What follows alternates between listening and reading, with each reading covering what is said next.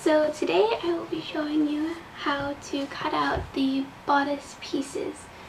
The pattern that I am using I put into the computer and it will be in the description below. I modified this pattern from another bodice pattern so that this one fits Madoka better. There's going to be the side back piece, the front piece, the side front piece, and the back piece. Now the front piece does not go onto the pink fabric. This one goes onto the yellow fabric. Now the rest of these pieces, you will see that there is an arrow going vertically up the piece. You want that arrow to be parallel to your selvage edges. So if anybody's ever used a pattern before, you have to fold the fabric in half and then match the edges and then measure from the two tips of the arrows down to the bottom of the fabric in order to make it parallel. So I'm going to go ahead and do that now and pin all of my pieces down. Okay, so now that you have all of your pieces cut out of the fabric, you need to cut it out of the interfacing. So what I did was I took my interfacing and I folded it in half, and now I have a fold here and all this other room to work with, including an extra piece in case I make a mistake. So you're just going to take your pieces, I have them still pinned onto the fabric, and I'm just going to lay them out again onto the interfacing. And you're going to have to remeasure your lines and everything a second time. Just pin them down again, cut them out, and then I will tell you about fusing the interfacing. Take your pieces that you have cut out with the interfacing and you're going to do the same thing with each of the 4 pieces, and you're going to do it onto your lining fabric. Your lining fabric can be any color. Here I just chose a plain white cotton, just because I wanted it to be simple. So yep, you're going to take each of your 4 pieces and you're going to do the same thing on this fabric now, pin it and cut it out. So what you're going to do now is you're going to set up your iron, and the interfacing that I used here was the fusible interfacing, the lightweight kind. So you're going to take your interfacing and with a hot iron and a press cloth, a wet press cloth, you're going to fuse the interfacing to the back of each of your bodice pieces. Okay, so now after you've fused all of your pieces, you're going to have a pile of pink cutout pieces with the interfacing fused onto the backs of them. You're not going to need them for this next step, so you're going to put them to the side and forget about them for a little bit. Now what you're going to do is you're going to take your 1-inch wide white bias tape and you're going to get out your center yellow piece and you're going to put it over the front part and kind of line it up with the center. Mine actually has a crease there from when I ironed the interfacing, so that makes it actually a little bit more convenient for me. But you're going to line it up there, cut across roughly how long it is, because we'll just cut off the excess afterward. And you're going to take your pins and you're going to pin it down along the center. And once you do this, you're going to take your machine, or if you're doing it by hand, you're going to sew along each of the edges of the bias tape to hold it in place. So now that you've sewn the bias tape along the front of your you're going to take your 4 small pink buttons, and you're going to do some hand sewing here. And you're going to take your measuring tape or a ruler or something that you can measure with, and depending on how long your front is, you're going to measure and put a little dot equally spaced down the center with a pencil, or if you have a fabric marking tool, I'm just going to use a pencil. So my front here is 13.5 inches, so I'm just going to make mine about, I'll start here, that looks about right. It's kind of a rough thing, so I'm going to put one there, and I guess I'll go to... So when you're done sewing on your buttons, it should look something like this. And then you're going to get out your two side front pieces, and you're going to measure. You're going to measure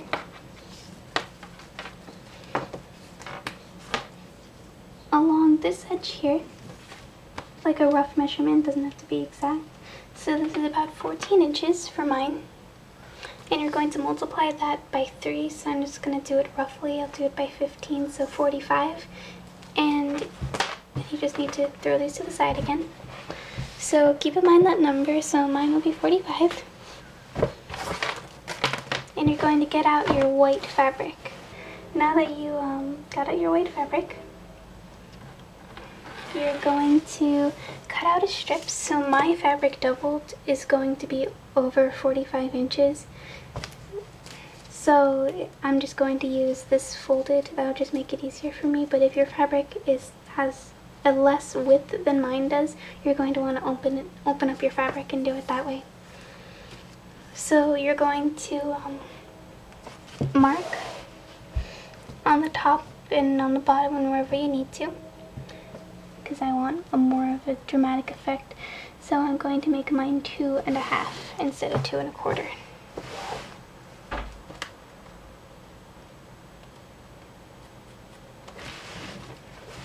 So you're going to need 2 of these, so one for each side. So this is only going to be for one side, and then you're going to need another one.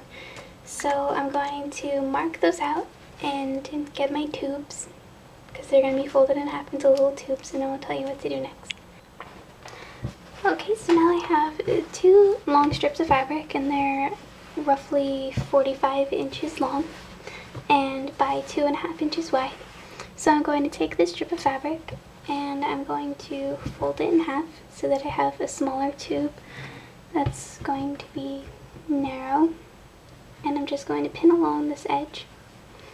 Or if you just feel like putting it through the machine without pinning it, that's alright too. But basically what we're going to do after I finish pinning both my strips in half, you're going to put it through the machine, and I'm only going to sew about 1/4 inch in. And I'm going to be using a basting stitch, because after you finish sewing it and then you're going to iron the edge down, you're going to gather it so that we have the trim for the side of the bodice. So after you've made your little ruffly trim here, you're just going to want to gather it. My machine already did that for me. So you're going to take your ruffly trim and you are going to make sure it's long enough first of all, but you're going to pin it down along this edge so that the ruffles are facing to either the left on this piece and to the right on this piece. And you're going to sew it on the machine. You're going to baste along the line that you sewed or basted down your ruffles, so it will be 1/4 inch. Now that all that's taken care of, we can go ahead and sew all the side seams together of the bodices to put it together to be an actual bodice. At this point, if you have any trouble, or if it fits strange in some places, or it needs to be taken in, or some seams need to be let out, this is the step where you're going to do that. So what I recommend you do is you hold it up to your body, or have somebody else hold it up for you, which is even better, and determine if any of the seams need to be adjusted in any way, because this is the step to do it. So I already measured from about here to about here, because after that will be the sleeve, and then there will be another ruffle section in the back, but we're going to do that in another piece. So once again, you're going to measure yours, and you're going to multiply that by 3, and it'll be like a rough number, because as we saw before, it was not really an exact science. So you're going to cut out that strip, the same width and everything, 2.5 inches, fold it in half, press it, baste it, and then gather it. And you're going to pin that along the top. So now that you've like pretty much completed the top part of the bodice, we need to make the straps. So in order to do that, I have my pink fabric out, and it's doubled, so there's 2 layers here. And you're going to mark at the top 6 inches across. And I am going to start with an 18-inch strap, but yours might be longer or shorter depending. Okay, so now once you have cut out your pieces, you should have 2 identical pieces, 6 inches by about 18 inches. And you're going to take your piece and you're going to fold it in half like this for both of them. And you're going to sew in, I'm going to say probably about 1/2 inch. But if you don't like the thickness of the strap, you can take it in as much as you want. Like, I'm going to have a wider strap on mine, but you might want to have a thinner strap on yours. So yeah, just pin along your edges here and sew a regular stitch down about 1/2 inch. So after you sew, I took this and I made it so that the seam was on the top, and I pressed the seam open flat. This will help you later when you have to go ahead and press the straps. So right after this step, you should turn your strap inside out and then iron it so that the seam is facing to the side again.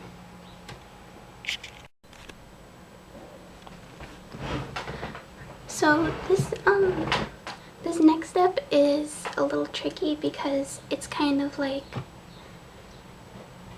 not always something that I can tell you like exactly how to do, but for this you're going to need to find out where you want to put your straps, and now that completely depends on like your shoulder or how far apart you want them to be, or if you want it to be more in the yellow part or something like that, you know, it's completely up to you. But with mine, I decided that I want to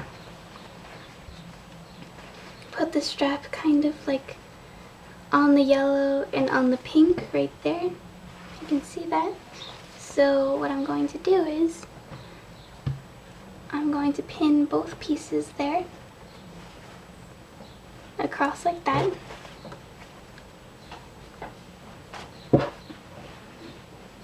With the ruffle along the top should be facing down when you do this. Now you just want to double check and make sure they're both on there evenly. And then you're going to take your strap and pull it over to the other side, and this again is also like kind of like a rough measurement sort of thing. So I'm going to try mine there at the end of my ruffle. And now you have your straps pinned on like that. You're going to want to try it on to make sure that the straps are in the right position and adjust accordingly until you get the straps to be in the right spot so that the bodice will stay on your shoulders. And then once you finish doing that, you're just going to sew along these edges here. And you're going to want to do this, you want to do this multiple times so that the straps are really secure, because the skirt is going to be pretty heavy depending on what the weight of your skirt fabric that you chose is. So just go over the straps many times when you sew it.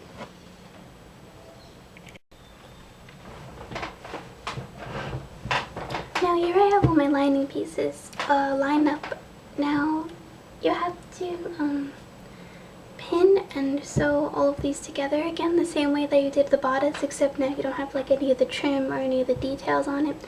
Another thing you have to remember to do is if you took in any seams or let out any seams to make them smaller or wider on your main bodice piece, you have to do that on here or else it won't fit. So don't forget to do that.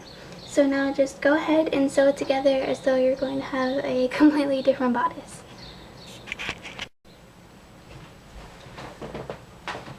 After you've sewn your lining together, you're going to get your bodice back out and you're going to lay it face up, and you're going to make sure everything that's on here is facing down instead of up.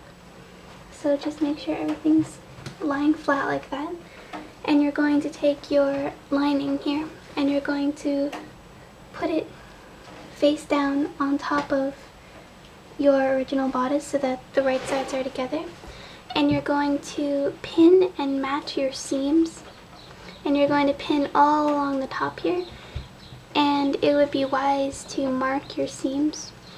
So I mean your seam for here, and it should be 1/2 inch seam all the way along the top, and it's going to be turned and flipped the other way so that your lining will be on the inside.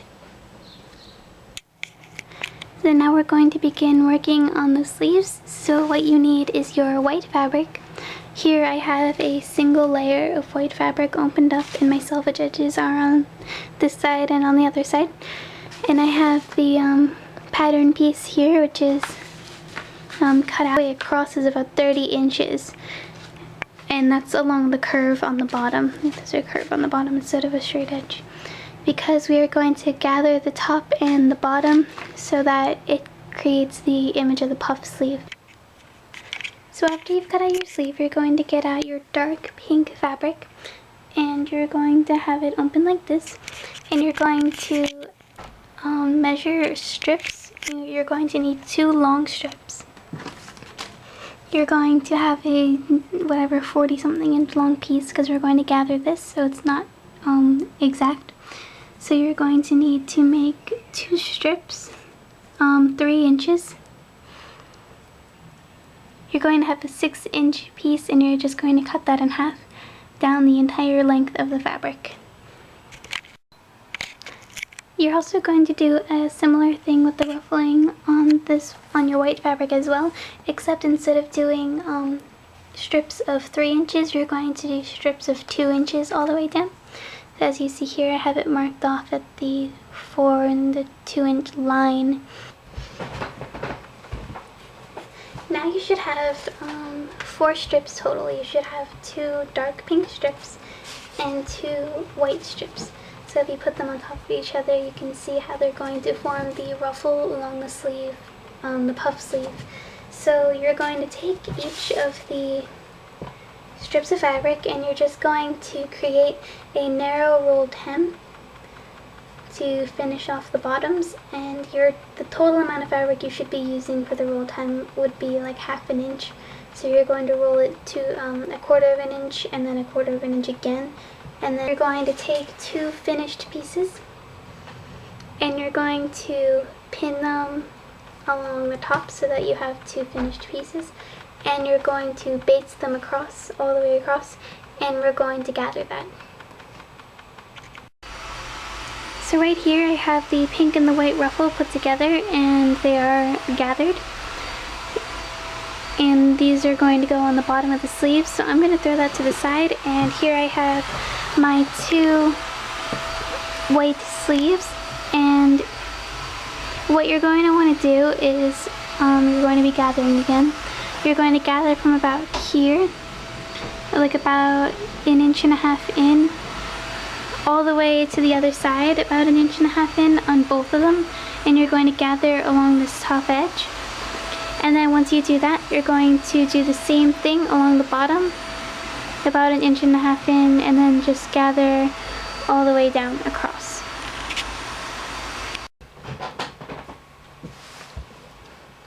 So now you're going to take your 2 pieces here for the sleeve, and you're going to put the 2 pieces right side together, and you're going to match up your new ruffle trim along the bottom edge of the sleeve.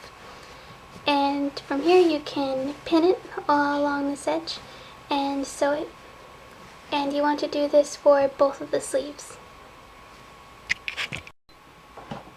After you've sewn your ruffles on, you want to press it so that the seam is going up.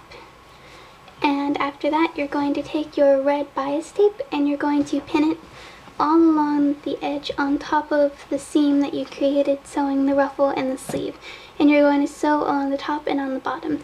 This might be a bit of a problem if you're doing it by machine, because there's a lot of bulk there from so much gathering. So if you do it by machine, I recommend using a basting stitch, because my machine will definitely fight it. So if you're doing it by hand, this will actually be pretty easy for you.